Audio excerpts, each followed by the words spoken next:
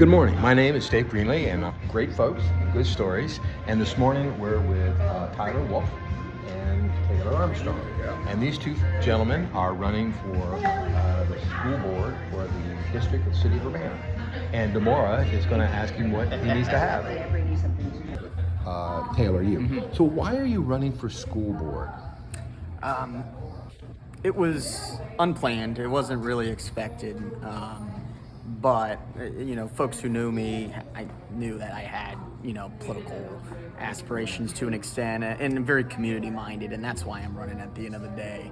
A lot of folks came to me in the community, parents, community leaders, officials, even teachers within the district and staff, volunteers, and said, we need a change.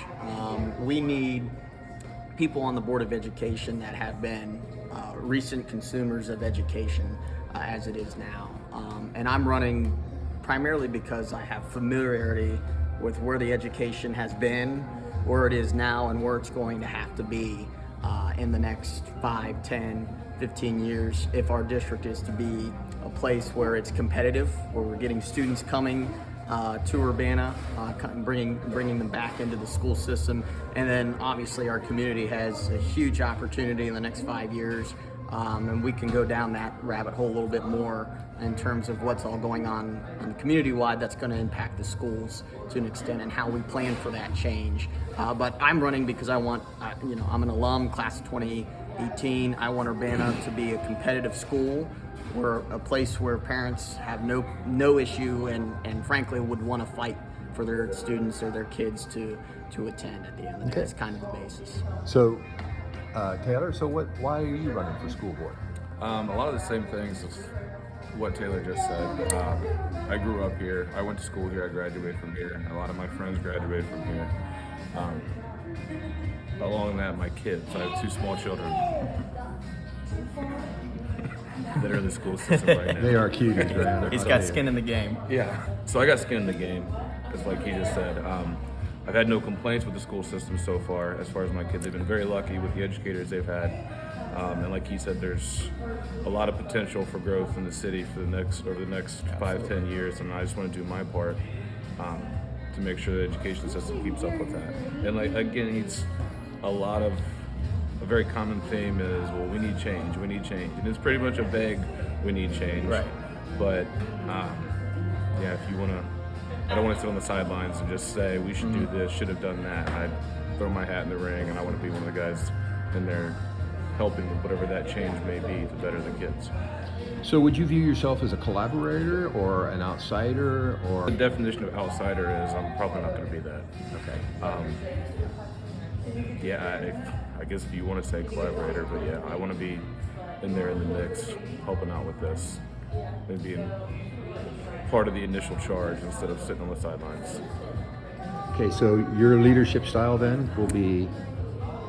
Leadership-wise, I'm a very ground-up kind of leader to an extent, and boards of education, legislative bodies like these are unique because it's not one person making all decisions. You have to work with 4 other members of the Board of Education. Obviously, the hope is that Tyler and I are one of those 5 that comprise the Board of Education. So you have to know, 1, how to build coalitions, and 2, you have to be able to, negotiate to an extent, to a point where there's agreement, there's consensus, and the hope is with myself on the board and with Tyler, that our styles of leadership will complement what is already on the board, the 3 members on the board, and hopefully provide maybe a different perspective that otherwise isn't on the board right now. And that's not anything negative or bad. That's just the state. That's just the state of what it is.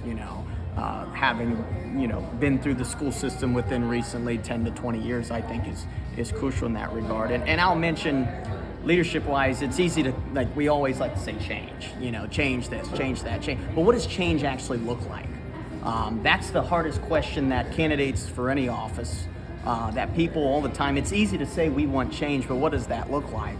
And our goal, hopefully, is to articulate over the next few weeks as we go into November for the election is, yes, change is needed, but this is where it's needed and this is what it looks like. From a quality standpoint, from an education standpoint, from a facility standpoint.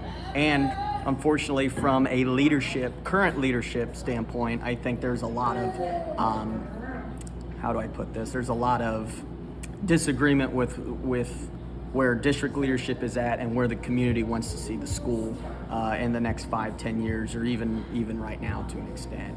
But I'm a very ground up, so I listen to community, I listen to teachers, I listen to, basically the stakeholders of the school district, because those are the people that, at the end of the day, make up your school district, ensure that it thrives. Parents obviously send their kids to the schools. Teachers are the ones teaching them. Volunteers are the one, folks like Tyler and I who come in to support the school, to give back to the district that gave us everything when we were in high school and going through. And then community leaders, because at the end of the day, the school district is part of the community. It is the front lawn of the community. It's the place where the community, the students, the teachers, everyone who has a hand in the district comes together to support one another. And I think we've lost that to an extent. And I think there are some people in our school district that have no understanding or have no intent for the school district to have a role in our community actively. So my leadership style would be very much bringing people to the table and saying, how can we help? What role can our school district play to the community, and what roles can the community play for our school district as well? That's kind of where I'm at leadership-wise. Okay. So what do you think, Tyler, about vouchers? Vouchers are a big conversation topic, and especially here in the state of Ohio, especially in the State House, Yeah, as absolutely. Taylor knows. So Open enrollment vouchers are they're pretty statewide. Money given Right. to students to open enroll elsewhere, basically. Yeah, if you want to dwell on that too, we can come back to that. I mean, as far as keeping talent local, I think that's pretty cut and dry. That's why you'd like to see kids stay here. There's reasons to leave here, whatever it may be. I mean, there are certain circumstances for every individual. It's a very individual thing, but yeah, I mean, keeping as much, call them talent, keep as much talent local as we possibly can. Taylor mentioned working within the community. Is there anything specifically that you see that we need that you would like to see us improve on in terms of working with community leaders? Well, that's everybody's got to be on the same page, right?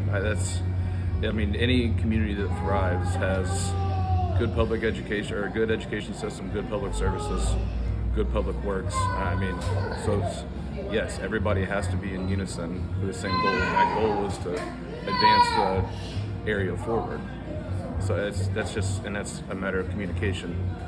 Communication from leaders I think is often underrated.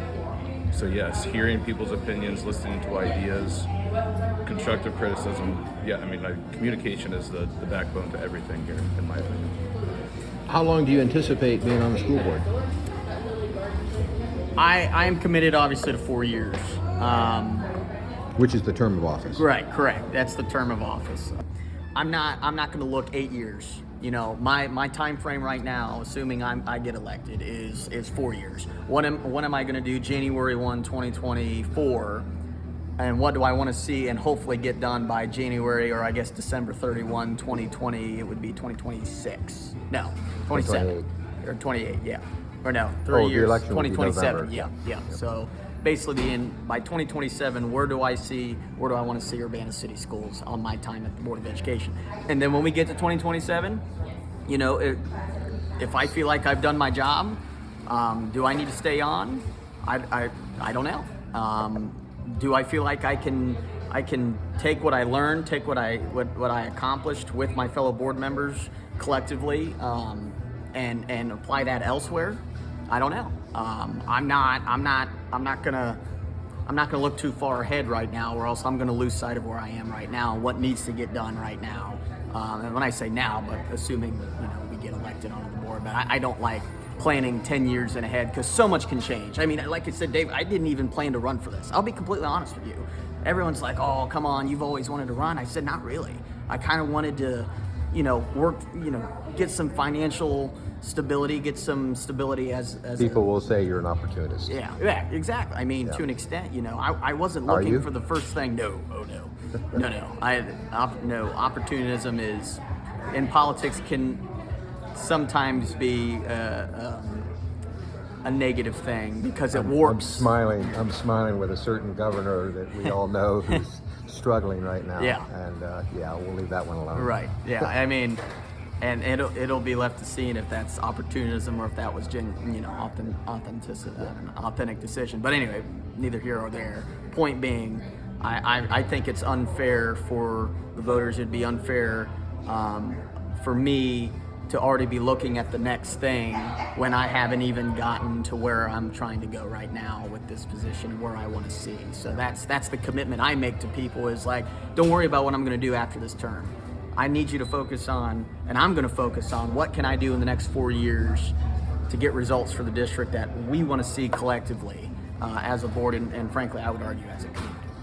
Okay, so here comes some of the harder ones. So in this nation now, we live in a world of dichotomies and divisiveness through what I call the commentariat, which are echo chambers. So you see that in Real Clear Politics, you see it, and I've made up acronyms for all of our major news organizations that are fairly pejorative.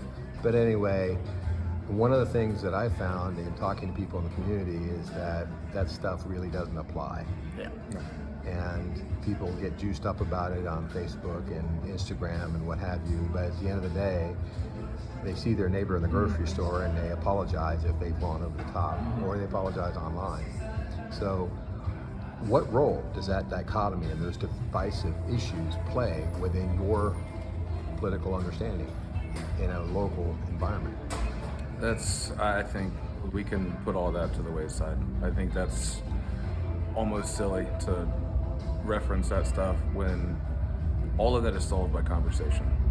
You know, people see these and then you get groupthink that takes over and they want to jump to the extremes and they got to pick a side. Whatever the issue is, they feel like they have to pick a side. And then, like you said, I can sit and we've all been guilty of it, of picking a side. And then you go talk to one of your friends and find out they're on the other side. And then you're just talking and you have a conversation and everything's kosher. I think it's conversation and just leave that stuff to the side. We don't need to do that and bring that into small town issues and the board of education. That loses sight of what we're here for. And if those things do pop up, you have conversations about it and they go away a lot quicker than people realize. So you have a parent that comes in and says, I don't want this book in the library because, take your pick. And so you're now on the front lines of the culture war. How are you going to approach that issue? Well, first I'm going to listen to their concern. And then, I mean, that's step one, is listen and figure out why. And if it's a valid concern, you address it. If it is something that needs taken to the board, well, it should be taken to the board regardless, I guess. If it'll be taken to the board and discussed, and if that concern represents the rest of the community, then we address it. I mean, if this is, you're not going to be able to please everyone all the time. So if this is something that, you know, I'm sure you could poll everybody and say, go in there and find, well, I don't like this portion of the education system. Well, if you do that, you're not going to be able to advance. Yep. So listen to their concerns, figure out if this is a concern that negatively impacts the rest of the education system, and then just go from there. I mean, that's a pretty broad question, Trust so it's but hard to... verify. Yes, it is a very broad I mean, question. so A it's little hard unfair to- too, but It's a little hard to pinpoint a single answer there, but listen, address it. I don't want to put anybody in the spot because it's going to happen to you. Yeah. No, Right, it's it you're really right. has. Yeah. I mean, Yeah, so somebody comes to you and says, I don't like this teacher because of their lifestyle. Need I say more? I mean, yeah, there's a process for that at the end of the day. And my thing is, we have to be very careful to conflate individuals, and I'm in government, so there's a lot of discussion about lifestyles outside of the office and how that impacts maybe their business and their ability to do their work and their job as elected officials in the office. As so long as there's a general understanding that our teachers, educators, anyone having to do with the district, you know, they're in contact with pupils, students, they're in contact with the community. Like I said, the school district is a conduit for the community and vice versa. They have to be cognizant of that. And if there is behavior that is egregious enough to where we feel it would be a negative reflection of the district and it needs to be dealt with, it'll be dealt with. And if it's behavior that, maybe it was a poorly post, or, a poor post, or a lapse in judgment at the time, or if it's even a regular lifestyle that, maybe everyone else will be like, what's going on there? But it really doesn't, we've got to respect the private lives of our teachers, but at the same time, we can't have them just, run amok to an extent. They can't be bringing a negative image, not only to themselves, but to the students that they're teaching, and then to the district overall. So I think you have to weigh the validity of a lot of these. Make a judgment call? Yeah, make a judgment call. There are processes that formally you have to go through to adjudicate that type of stuff. Contracts, union negotiations, CBAs. I mean, I'm sure you're quite familiar with that, being the union guy for the fire department. But I'm not a guy who jumps to conclusions. I want to hear all sides of the story. I've been very fortunate to have mentors, especially when you're in government, who have taught me always to trust but verify. And when you trust but verify, it forces you to breathe in, breathe out. Don't immediately respond, because that's our first inclination, is if we hear claims like these and everyone's grabbing the table like something needs to happen to an extent, and it doesn't sometimes. Sometimes inaction in itself is just as important as action, but we need to learn all the facts before we make a decision, and go through the proper processes to do so. So I would be very shocked if there were ever a situation where there was a complaint from maybe a parent about, they saw a teacher post something, or there was concerns about their lifestyle, that we adjudicate one that concern properly, and understand, okay, this is why. And if there is a concern, at the end of the day, then it would be up to probably the building principal to consult and be like, hey, you need to be aware of this. Just be careful. People are watching, obviously. It's I feel like that's common sense, though, amongst most of our teachers and educators. They're cognizant of the role they play in our district, and that they are amongst of our community. They take the chance that they'll be seen by their students and their parents and elsewhere. So that's kind of... Thank you. You have a sensibility. I wasn't aware that you're the president of the local firefighters union. Yeah. What's your role there? Our president. Yeah. So we pray for him. As a member of a union, teachers face unique challenges, and I like to say I'm sensitive to those, but many teachers are leaving the profession for a vast number of reasons. There's better money in the private sector. How do we keep our great teachers and not become a repository of mediocrity? That's the $1 million question. You figure that question out, you'll save a lot of school districts, and you'll make a lot of money yourself. Step one is, sorry, guys. Bring them over here. They can. Let's introduce them. Aubrey and Max, come over here. Go ahead. Aubrey and Max, come over here. Come here. Come here. Are we shy? No, he's not shy. Come over here. He's shy. He's like, She's like, why did you interrupt me? This is Aubrey. She's in 4th grade at Urbana Elementary. She say hi, Audrey? Hi. She has cheer for the JV Pee Wee game today. Oh, cool. And then my son, Max, come over here. there you go, Max. This is Maximus. He just turned 7. And he's got a flag football game after this, so Oh, outstanding. I'm trying to keep him corralled for now. Okay, so back to the Back to the question. How do question. we keep our great teachers, which I didn't encounter. My children just exited the system, and I had nothing but fantastic, concerned educators that have been just tremendous. So this is one of those fields, and there are a whole lot of them, that people don't get into primarily for the money.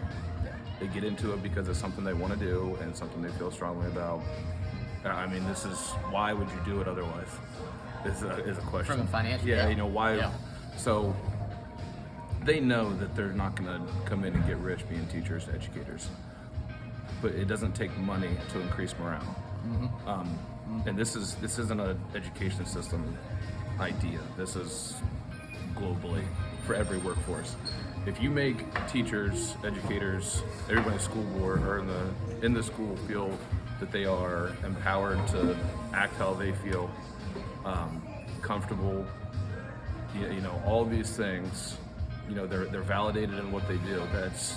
That goes a long, long way in improving morale, and that will make up for money for some people.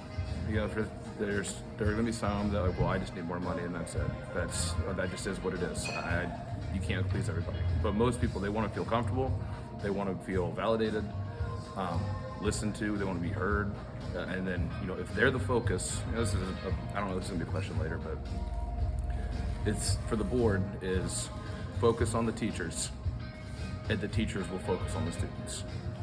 I think that is a very simple concept, but it's not my concept that I just came up with. I mean, that is like a division of labor type of deal. We take care of them, they take care of the students. School funding. Yeah. Do you have an idea of how school funding works? I have tried, so my day-to-day job is I'm a legislative aide for our state representative, and every 2 years we have an operating budget. The state of Ohio has about $88 billion that we deal with to help operate the state of Ohio. Public education constitutionally has to exist. So I do not like the argument that there are some in the public education sphere in Ohio who like to say that state government wants to destroy public education.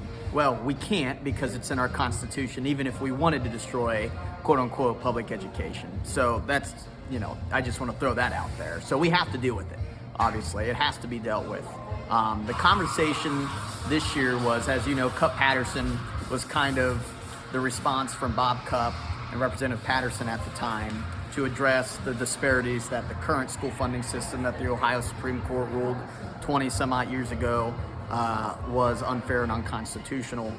Obviously, it's neither here or there that it took this long for us to have the conversation, but at least we're here now. And as of the last budget that we passed in June, I shouldn't say we, my boss passed as part of as a state rep for the Ohio House and the General Assembly, is to finally get the Cup-Patterson formula to a point where it will be probably fully funded, if not close to it, after so next year, so probably around 2026, maybe when we have the conversation again for the biennial budget. So, bringing this back, how does school funding work? Where we have property tax, and then schools can choose. I thought lottery was supposed to go to it. So a portion of state funding. Gambling, when gambling became, through constitutional amendment, became legalized in Ohio. I forget the percentage because we just met with the Casino Control Commission.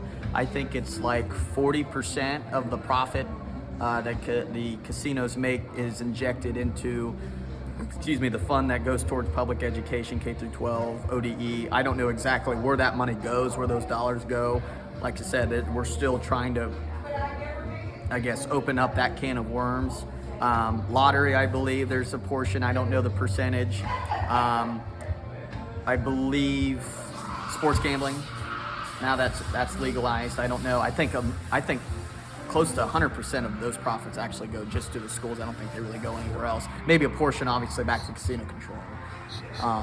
So coming back, we have a lot of legs that are supporting education. Correct. Okay, so let's go down to the local level. Yeah. What do you know what the school annual operating budget is and how that's divvied up at this point? I do not. Yeah. Okay, so we can come back and ask that question if you want to. Absolutely. Yeah. Yeah, I mean, I can't tell you what our budget is as a school district. That's kind of something that I figured I'd like to know when we came in, to an extent, and I guess we could do a public records request and request that information. I think it's available online. Or I'm sure somewhere. Yeah. That's not data, and I don't think. Yes, we need to be privy to the finances of the district, but I don't think it is just. Being an outsider, not knowing much, I think Mandy Hildebrand as our treasurer have done a very great job, very good job. Yeah. getting the district to a point where we haven't asked for a levy renewal. We haven't asked for really any levy aside from the bonds that were needed to build new schools in over 10 years. Is that accurate? I can't remember the last time we voted for a levy. Now, obviously, current economic situations probably prompted the potential for that, given inflation and other economic pressures. But it looks like obviously. Do you want to come back together and we can talk more about the budget Absolutely, specifically? yeah, absolutely. That's fine. Yeah.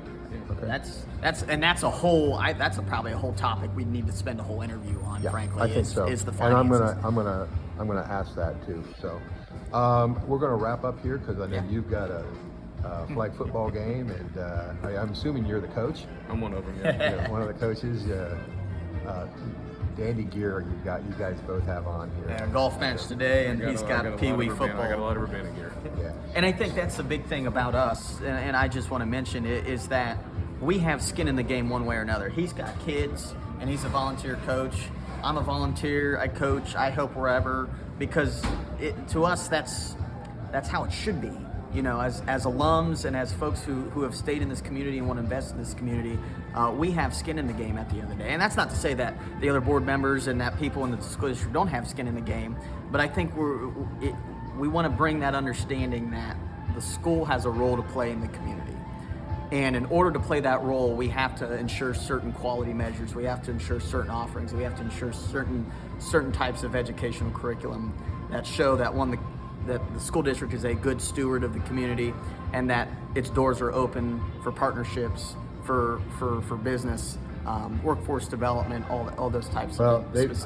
From my scouting point of view, they were tremendous in allowing us to go classroom to classroom absolutely. and talk to kids about scouting. Yeah. So, and they have been since. And are we I've been doing that school with visitation. local manufacturers? Are we doing that with small businesses? Are we doing that with colleges? Are we doing that with military? And I would say probably military and college for sure. But how can, when I say community, I'm not just talking about City Hall. Yeah. I'm talking the CEOs, the HR directors at all of our local businesses and manufacturers, of which are strong. Bringing in agricultural industry into the fold as well, because of how robust of an ag industry we have here in Champaign County. There's a lot of opportunities in the ag industry. If we have a pandemic, that's a tough question. That is a very broad question. Yes, it is. But no, we will not be followers. I can tell you that. Elevator pitch to the voter. Well, I already, kind of let it out. Is our goal focus on the teachers, the educators. Let them focus on the students. If the educators are validated and heard, and they are free to operate as they see fit, I think everything else will take care of itself. They do this for a reason. Most of them are good, and they want to educate. Let them educate. So your elevator pitch. Dave, take a guess what, I'm going to give you a number, and I want you to take a guess what that number represents. 270. Days in the year? 270 students are open enrolling outside of our school district, but they live physically in our school district. 270. Wow. We have classes of about 100 kids here. That's about 3 classes of kids that are living in our schools. They are eating, working, playing in the city of Urbana, in our community. Is that inclusive of High Point? I believe so, a little bit, and that's a good point to make, that not all of them are just open enrolling to a different, completely full-time another school district. That includes Clark Technical, that includes STEM, Global STEM in Springfield, High Point, and maybe some of the other, some of those joint vocational programs to an extent, I would argue. But that's still, if you look at, and I want to see the average, basically taking those numbers out, and I don't know how I can, but that's just on the state report card. But we are the #1 school district in Champaign County with a high open enrollment rate in terms of students who are in the district going to other districts. And we are second in a 3-county radius, second or third behind Bellefontaine and Sydney. And Bellefontain's about, I want to say 290, and Sydney's up close to 300. But Urbana, to have 270 kids living in our district and open enrolling elsewhere, to me that's unacceptable. So how do we get them back is kind of what I want to do on the Board of Education, whether that's, once again, quality. So I would think that the question people would ask is, well, what are those 270? Right. And then go from there. And that's the big That's the issue. first step. I don't know what the breakdown is from that number of 270. So we can ask that question when we come back. Absolutely. Okay. Absolutely. All right. Well, we're going to thank you very much Thank for you. your time. And thank you for introducing your beautiful kids. And thank you very much for Thanks, your Dave. time. Appreciate it. And you both drive safely and have a great day. Thank you. We'll talk soon. Absolutely, Dave.